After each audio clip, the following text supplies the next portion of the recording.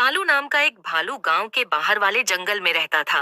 वह देखने में जितना काला कलूटा था, मन से उससे भी अधिक काला था। ऊपर से मीठी मीठी बातें करता था और मौका मिलते ही उन्हें चट कर देता। छोटे जानवर तो चिकनी बातों के जाल में फंस ही जाते थे। उसी जंगल में मोटू और छोटू नाम के दो खरगोश भी रहते थे। देखने में वे जितने छोटे थे, अक्ल में उतने ही अधिक बुद्धिमान। उन दोनों में दोस्ती भी खूब थी। दिन भर दोनों मिलकर उछल कूद मचाते और खेलते रहते। बातों ही बातों में कालू भालू का जिक्र आ गया।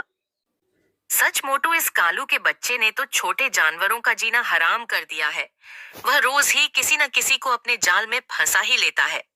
छोटू की बात सुनकर मोटू बोलने लगा, पर मेरी समझ में यह नहीं आता कि उसे जानते हुए भी हम उसकी बातों में क्यों आ जाते हैं। तुम्हारी बात तो ठीक है मोटू, पर अपने साथियों के बचाव के लिए हमें कुछ न कुछ तो करना ही चाहिए। लेकिन छोटू, हम कर भी क्या सकते हैं? हमें उस भालू को ऐसा सबक सिखाना चाहिए कि वह जीवन भर याद करे। छोटू की बात पर मोटू कुछ सोचते हुए बोला, तुम कहते हो तो जरूर कुछ न कुछ करेंगे। इसके बाद दोनों मित्र छलांगे लगाते हुए चले गए। एक पेड़ के नीचे बैठे वे सुस्ता रहे थे। तभी कालू भालू की आवाज उनके कानों में पड़ी। उस समय छोटू ने सोचा कि यदि वे भागने की कोशिश करें तो शायद कालू भालू उन्हें दबोच लें।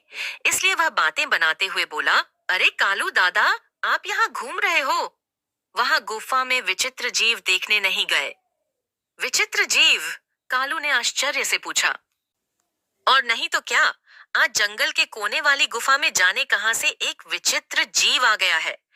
उसका शरीर सांप जैसा लगता है, मुंह शेर जैसा और पूंछ लंगूर जैसी। सभी जानवर उसी को देखने गए हैं। अच्छा, तो मुझे भी वहां अवश्य जाना चाहिए, कालू भालू बोला।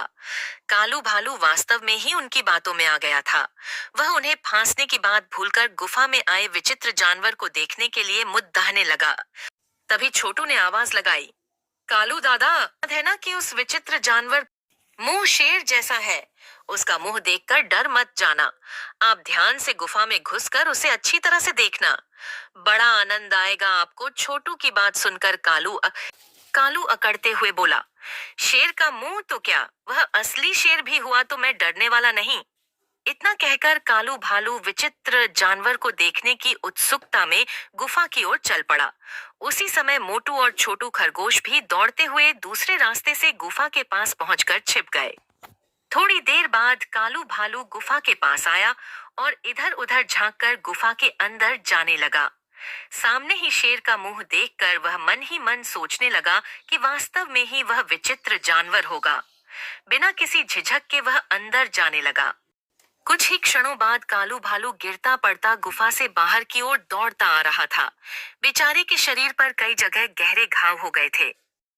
कहो कालू दादा, देख लिया विचित्र जानवर?